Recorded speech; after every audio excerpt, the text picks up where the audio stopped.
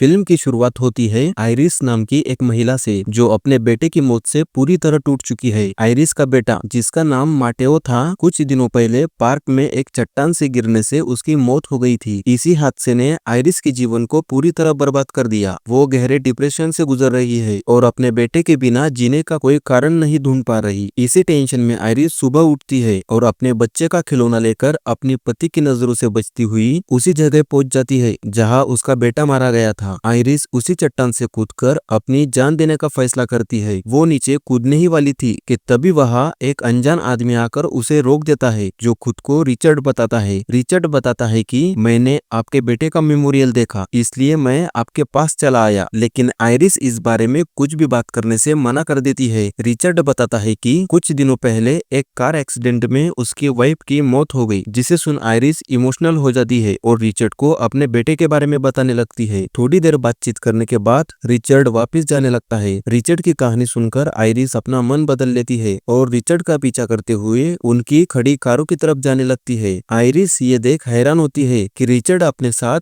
छाता लेकर आया था, जबकि ये गर्मियों का मौसम था। वो कुछ समझ पाती इससे पहले रिचर्ड उस पर स्टन डिवाइस से हमला कर उसे बेहोश कर देता है और उसके हाथ पांव बांधकर उसे गाड़ी के बैक सीट पर डाल देता है। आयरिस को जैसे ही होश आता है वो समझ जाती है कि रिचर्ड ने उसे किडनैप कर लिया था। रिचर्ड उसे ऐसे एरिया से लेकर जा रहा था जहां ना तो कोई नेटवर्क था और आसपास ना ही कोई सिटी, दूर दूर तक बस जंगल फैला हुआ था। तभी आयरिस को याद आता है कि उसने घर से निकलने से पहले अपने जेब में एक चाकू रखा था। आयरिस उसे बातों में उलझाकर चाकू से अपने हाथ छुड़ाती है और रिचर्ड पर हमला कर देती है, जिससे गाड़ी रोड से उतरकर एक पेड़ से टकरा जाती है। दोनों में काफी देर तक हाथापाई होती है, लेकिन आयरिस आखिरकार कार से निकलने में कामयाब हो जाती है। आयरिस जल्दी से अपने पैरों की रस्सी खोलकर मदद के लिए चिल्लाती है। वो चाकू की मदद से खुद को रिचर्ड से दूर रखने की कोशिश करती है। तभी रिचर्ड उसे एक सिरिंज दिखाता है। दरअसल उसने आयरिस को लकवाग्रस्त करने वाला इंजेक्शन दिया था, जो अगले 20 मिनट में धीरे धीरे आयरिस की बॉडी को असहाय बना देने वाला था, जिसे सुन आयरिस के होश उड़ जाते हैं। रिचर्ड उसे सरेंडर करने के लिए बोलता है, लेकिन मौका देख आयरिस जंगल की तरफ भागने लगती है। रिचर्ड बड़े ही आराम से उसके पीछे चलने लगता है। उसे पता था कि इंजेक्शन जल्द ही असर करेगा। भागते समय आयरिस अपना चाकू खो देती है। आयरिस को महसूस होता है कि उसके हाथ पैर धीरे धीरे काम करना बंद कर रहे थे। रिचर्ड से बचने के लिए वो एक पेड़ के नीचे छुप जाती है। जहां वो छिपी हुई थी वहीं पर बहुत सारी चिड़िया थी जो उसके नाक और कान के अंदर जाने लगती है। मजबूरन उसे बाहर निकलना पड़ता है, जिससे रिचर्ड की नजर उस पर पड़ जाती है। आयरिस किसी तरह अपने हाथों के जरिए रेंगकर नदी तक पहुंच जाती है और अपनी पीठ के बल तैरने लगती है। थोड़ी दूर जाने के बाद आयरिस किसी तरह खुद को नदी से बाहर निकाल लेती है। दवाई के कारण उसकी बॉडी अब पूरी तरह पैरालाइज हो चुकी थी। अब वो एक बुजुर्ग व्यक्ति बिल के फार्म में पहुंच गई थी। घास काटते वक्त बिल की नजर उस पर पड़ती है। बिल उससे सवाल करता है, लेकिन आयरिस अपनी पलकें झपकाने के अलावा कुछ नहीं कर पा रही थी। बिल समझ जाता है कि उसका पूरा शरीर सुन्न पड़ चुका है। आयरिस अपनी पलकें झपकाकर बिल के सवालों का जवाब देने लगती है, जिसमें आयरिस हाँ के लिए एक बार और ना के लिए 2 बार पलकें झपकाती है। बिल उसे अपने घर में ले जाता है। वो 911 पर कॉल करने ही वाला होता है कि तभी रिचर्ड वहां पहुंच जाता है। आयरिस इशारों से बिल को खतरे का मैसेज देती है, जिससे बिल उसे अपने सोफे के पीछे छिपा देता है। रिचर्ड खुद को एंड्रू बताता है और बोलता है कि मेरे और मेरे वाइफ का एक्सीडेंट हुआ है और मेरी वाइफ नहीं मिल रही है, क्या आपने उसे देखा है? बिल आयरिस का जिक्र नहीं करता क्योंकि उसे रिचर्ड पर भरोसा नहीं था। बिल मदद के लिए 911 पर कॉल करता है कि तभी रिचर्ड उस पर हमला कर देता है और उसे जान से मार देता है। सबूत मिटाने के लिए रिचर्ड पूरे घर में आग लगा देता है और वहां से जाने लगता है। आयरिस किसी तरह अपनी उंगलियों का इस्तेमाल करके खिड़की को बंद चालू करके रिचर्ड का ध्यान खींचती है, जिससे वो उसे बाहर निकाल सके। रिचर्ड उसे घर से बाहर निकालकर बिल के ट्रक में ले जाने लगता है। इधर पुलिस की टीम घर की ओर बढ़ने लगती है। गाड़ी चलाते समय रिचर्ड को अपनी बेटी का फोन आता है, जो उसे उसके अच्छे रिपोर्ट कार्ड के बारे में बताती है। वो ये भी बताती है कि वो और उसकी माँ वीकेंड कैबिन आ रहे हैं। ये वही जगह होती है जहाँ रिचर्ड आयरिस को लेकर जा रहा था। दरअसल रिचर्ड अब तक अपनी फैमिली से झूठ बोलते आ रहा था कि वीकेंड कैबिन में वो अपने ऑफिस का काम करने के लिए जाता है। असल में रिचर्ड एक साइकोपैथ सीरियल किलर है। रिचर्ड ना चाहते हुए भी अपनी फैमिली को कैबिन आने के लिए हाँ बोल देता है। वो वहाँ 10 बजे आने वाले थे। रिचर्ड समझ जाता है